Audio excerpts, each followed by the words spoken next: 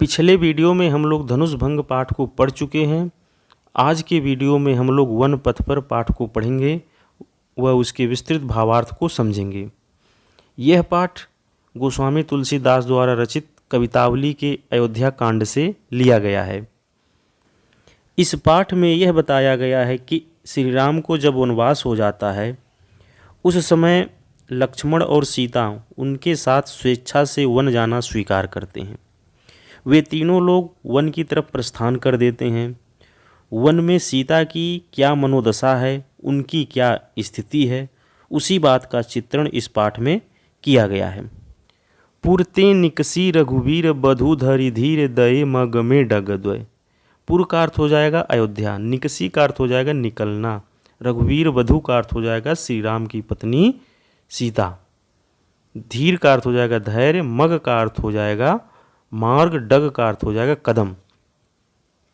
पुरते निकसी रघुवीर बधु, सीता जी अयोध्या से निकलती हैं। धरि धीर दये मग में डगद्वय, धरि धीर धैर्य धारण करके, दये मग द्वय मग में डगद्वय, धैर्य धारण करके मग में रास्ते में वह जैसे ही डगद्वय दो कदम चलती हैं वैसे ही क्या होता है, झलकी भरी भाल कनी जल की पुट सूखी गए मधुराधर वै। भाल का अर्थ होता है मस्तक, कनी का अर्थ होता है कण, जल के कण या पसीने। झलकी भरी भाल कनी जल की, उनके मस्तक पर कनी जल की पसीने की बूंदें झलकी झलकने लगती हैं। पुट सूखी गए मधुराधर वै, मधुराधर का अर्थ होगा मधुर ओठ, उनके जो मधुर ओठ के पुट दोनों पुट थे वे सूख गए। फिर बूझती हैं चलनो अब केतिक पर्ण कुटी करियों की तो हैं। फिर वह पूछती हैं श्री राम जी से कि चलनो अब केतिक, हे स्वामी अभी कितना दूर चलना है। पर्ण कुटी करियों की तो हैं, और आप अपनी पत्ते की कुटिया कहाँ बनाएंगे। तिय की लखी आतुरता पिय की अखिया अति चारु चली जल चोय। तीय का अर्थ हो जाएगा सीता, आतुरता का अर्थ हो जाएगा व्याकुलता। तीय की लखी आतुरता, सीता की व्याकुलता को देख करके, पिय की अखिया अति चारु, पिय की अखिया अति चारु का अर्थ हो जाएगा, चारु का अर्थ होता है सुंदर। पिय की अखिया श्री राम की अति सुंदर आँखें, चली जल चुए, श्री राम की अति सुंदर आँखों से अश्रु की बूंदें झलक पड़ती हैं, निकल पड़ती हैं। अब इस सवैये के समय के तर्थ को हम लोग देखते हैं। अयोध्या से सीता जी निकलती हैं। जैसे ही वह धैर्य को धारण करके मार्ग में दो कदम चलती हैं वैसे ही उनके मस्तक से पसीने की बूंदें झलकने लगती है। मधुर ओठ के दोनों पुट सूख जाते हैं। फिर वह श्री राम जी से पूछती हैं कि हे स्वामी अभी कितना दूर चलना है और आप अपने पत्ते की कुटिया को कहाँ बनाएंगे। सीता की इस व्याकुलता को देख करके श्री राम की अति सुंदर आँखों में अश्रु की बूंदें झलक पड़ती हैं या दिखाई देने लगती हैं। जल को गए लखन है लरिका परिखों पिय छाह घरिक हुए ठाढ़े। लखन का अर्थ हो जाएगा लक्ष्मण। सीता जी जो है श्री राम से कह रही हैं कि हे पिय, लक्ष्मण जल को लेने गए हैं। परिखों का अर्थ हो जाएगा प्रतीक्षा करना। परिखों छाह घरिक हुए ठाड़े, थोड़ी देर छाए में बैठ करके हम उनकी परिखों प्रतीक्षा कर लें। पोंछी पसेऊ बयारी करों अरुपाय पखारियों भूभूरी ढाढ़े। पोछी पसेऊ, पसेऊ का अर्थ होगा पसीना, मैं आपके पोंछी पसेऊ पसीने को पोंछ दूं, बयारी करूं और आपको मैं पंखा कर दूं। तब तक जब तक हम लोग बैठ के इंतज़ार करते हैं तब तक मैं पोंछी पसेऊँ, आपके पसीने को पोंछ दूं, बयारी करूं, आपको मैं पंखा कर दूं। और उपाय पखारियों भूभूरी डाढ़े। भूभूरी का अर्थ होता है गर्म रेत, डाढ़े का अर्थ तप्त, गर्म रेत से तपना या जलने लगना। और उपाय पखारियों धो दूँ, पखारियों का अर्थ धुल दूँ, और पाँव का अर्थ होगा पैर, और आपके जो पैर हैं भूभूरी ढाढ़े, गर्म रेत पर चलने से जो तप्त हो गए हैं उसको मैं पखारियों धुल दूं। तुलसी रघुवीर प्रिया श्रम जानी के बैठी विलंब लौकंटक काढ़े। और तुलसीदास जी कह रहे हैं कि रघुवीर प्रिया श्रम जानी के, रघुवीर का अर्थ होगा श्री राम, श्री राम प्रिया के श्रम, इस श्रम को जान के, रघुवीर जी श्री राम जी प्रिया के थकान को जान करके बैठी विलंब लौकंटक काढ़े, उनके पैरों से बहुत देर तक कांटे को निकालते हैं। जानकी नाह को नेह लख्यो पुल को तनुबारी बिलोचन बाढ़े। जानकी जी, नाह का अर्थ होगा नाथ को या श्री राम को, नेह का अर्थ होगा प्रेम। जानकी जी या सीता जी श्री राम को नेह लख्यो अत्यधिक प्रेम के साथ लख्यो देखती हैं। पुल को तनु, जिससे उनका शरीर पुलकित हो जाता है। बारी बिलोचन बाढ़ है, बारी का अर्थ होता है जल, विलोचन का अर्थ होता है नेत्र, और उनके नेत्रों में अश्रु बढ़ने लगता है। अब इस सवैये के हम लोग समेकित अर्थ को देखते हैं। लक्ष्मण सीता जी श्री राम से कहती हैं कि हे पिए, लक्ष्मण जी जल को लेने गए हैं, तब तक हम लोग छाये में बैठ करके उनकी प्रतीक्षा कर लें, और मैं आपके पसीने को पोंछ दूं, आपको मैं थोड़ा पंखा कर दूं, हवा कर दूं, और गर्म रेत पर चलने के कारण जो आपके पैर तप्त हो गए हैं उसको मैं धुल दूं। तुलसीदास जी कहते हैं कि श्री राम प्रिया को थका हुआ जान करके काफ़ी देर तक बैठ करके उनके पैरों से कांटों को निकालते हैं। सीता जी श्री राम के इस प्रेम को देख करके उनका शरीर पुलकित हो जाता है और उनके नेत्रों से जल की बूंदें निकलने लगती हैं। रानी मैं जानी अजानी महापबि पाहन हूँ ते कठोर हियो हैं। अब क्या है कि राम सीता और लक्ष्मण जब रास्ते से जाते हैं तो आसपास जो गांव पड़ता है वहाँ की जो स्त्रियां हैं वह किसको दोषी ठहराती हैं? श्री राम के माता और पिता को।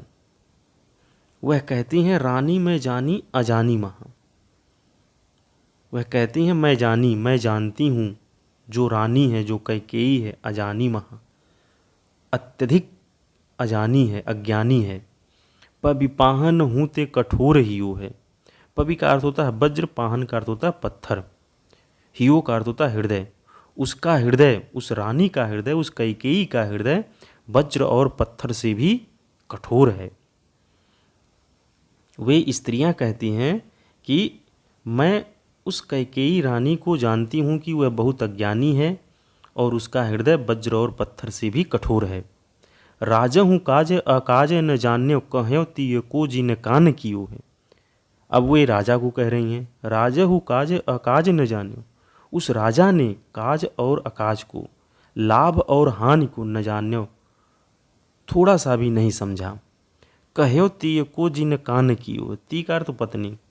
वह राजा पत्नी के कहने से, उस पत्नी ने जैसा किया, उस पत्नी ने जैसा कहा राजा ने वैसा ही कियो है, वैसा ही कर दिया। ऐसी मनोहर मूर्ति ए बिछुरे कैसे प्रीतम लोग जीव हैं। वे स्त्रियां कहती हैं ऐसी मनोहर मूर्ति, ये ऐसी मनोहारी मूर्तियां हैं, बिछुरे कैसे प्रीतम लोग जीव हैं। इनसे बिछुड़ करके, इनसे दूर हो करके इनको चाहने वाले लोग जीव हैं, कैसे जी रहे होंगे। आँखिन में सखी राखी बेजोग इन्हें किमी कै बनवास दियो है। वे कहती हैं आँखिन में सखी राखी बेजोग, हे सखी ये लोग आँखिन में राखी बेजोग, आँखों में रखे जाने योग्य हैं। इन्हें किमी कै वनवास दियो है, इन्हें किस प्रकार से वनवास दे दिया गया। अब इस सवैये के समेकित अर्थ को हम लोग देखते हैं। गांव की स्त्रियां जो हैं आपस में बातें करते हुए कहती हैं कि मैं जानती हूँ जो कैकेयी है, जो रानी कैकेयी है, वह बहुत ही अज्ञानी है, उसका हृदय वज्र और पत्थर से भी कठोर है। राजा ने भी कुछ लाभ और हानि को नहीं समझा। उनकी पत्नी ने जैसा कहा वैसा उन्होंने कर दिया। ये श्री राम की ऐसी मनोहर मूर्तियां हैं, इनको चाहने वाले इनसे बिछड़ करके न जाने कैसे जी रहे होंगे। आगे वह कहती हैं कि हे सखी, ये लोग आँखों में रखे जाने योग्य हैं, इन्हें किस प्रकार से वनवास दे दिया गया। शीश जटा उर बाहु विशाल बिलोचन लाल तिरछी सी भौहें। अब वे स्त्रियां जो हैं सीता जी से कहती हैं, शीश जटा, सिर पर जिनके जटा है, उर बाहु विशाल, उर का अर्थ होता है हृदय और बाहु का अर्थ होगा भुजा, और जिनकी भुजा और हृदय विशाल है। बिलोचन लाल, बिलोचन कर दो नेत्र, जिनके नेत्र लाल हैं। तिरछी सी भौहें, और जिनकी भौहें तिरछी हैं। तून सरासन बान धरे तुलसी बन मार्ग में सुठी सोहें। तून का अर्थ होगा तरकस, सरासन का अर्थ होगा धनुष, बाण का अर्थ होगा बाण धरे, जो तरकस धनुष और बाण को धारण किए हुए हैं। तुलसी बन मार्ग में सुठी सोहें। आगे तुलसीदास जी कहते हैं कि वन मार्ग में सुठी सोहें, वन के मार्ग में जो सुशोभित हो रहे हैं। सादर बारह बार सुभाय चितय तुम त्यों हमरो मन मोह। सादर बारह बार सुभाय चितय तुम, वे कहती हैं सीता से, वे स्त्रियां कहती हैं सीता से कि सादर बारह बार सुभाय चितय। 12 बार का अर्थ बारंबार, चितय का अर्थ होता देखना तुम। वे सीता जी से कहती हैं कि आप बारंबार बार बार सादर आदर पूर्वक उनको देख रही हैं। त्यों हमरो मन मोह, वे जो हैं हमारे भी मन को मोहित कर रहे हैं। पूछती ग्राम बधू सियसो कहो सावरे से सखी रावरे को हैं। वे ग्राम की स्त्रियां, वे गांव की स्त्रियां पूछती ग्राम बधू सियसो, सियसो का अर्थ सीता से, गांव की स्त्रियां सियसो सीता से पूछती हैं, कहो सांवरे से सखी रावरे को हैं। वे कहती हैं कि ये जो श्याम वर्ण के हैं सखी, हे सखी ये आपके कौन हैं। अर्थात वे सीता जी को सखी कही हैं। वे कहती हैं कि ये श्याम वर्ण के जो हैं ये आपके कौन हैं। अब इस सवैये के समय की अर्थ को हम लोग देखेंगे। गांव की स्त्रियां सीता जी से कहती हैं कि जिनके सिर पर जटा है, जिनका हृदय और भुजा विशाल है, नेत्र लाल है, भौहें तिरछी हैं, धनुष बाण और तरकस धारण किए हुए हैं।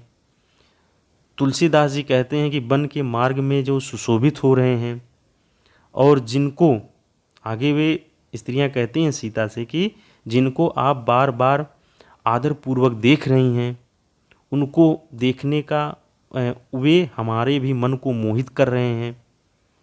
आगे वे ग्राम की स्त्रियां सीता जी से पूछती हैं कि ये जो श्याम वर्ण के हैं, हे सखी आपके कौन हैं। सुनि सुंदर बैन सुधारस साने सयानी है जानकी जानी भली। सुनि सुंदर, बैन का अर्थ बाणी, सुधारस का होता है अमृत से सना हुआ। सुनि सुंदर बैन सुधारस, सुंदर वाणी अमृत से सनी हुई, सुंदर वाणी को सुन करके। सयानी है जानकी जानी भली, सयानी हैं जो सीता जी हैं, सयानी हैं, समझदार हैं, जानी भली और भली भांति जान गईं। तिरछे करी नयन दसैन तिन्हें समुझाए कछु मुस्काए चली।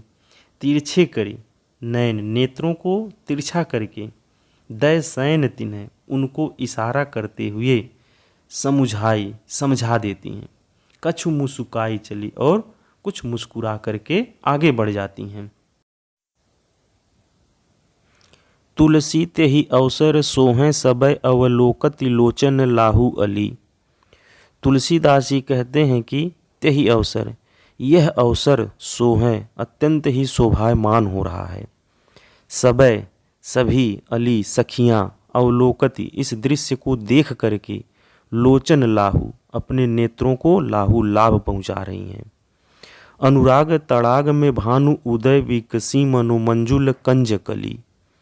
भानु उदय, सूर्य के उदित हो जाने से अनुराग तड़ाग, प्रेम रूपी तालाब में मानो मंजुल सुंदर कंजकली, कमल की कलियां विकसित हो गई हैं या खिल गई हैं।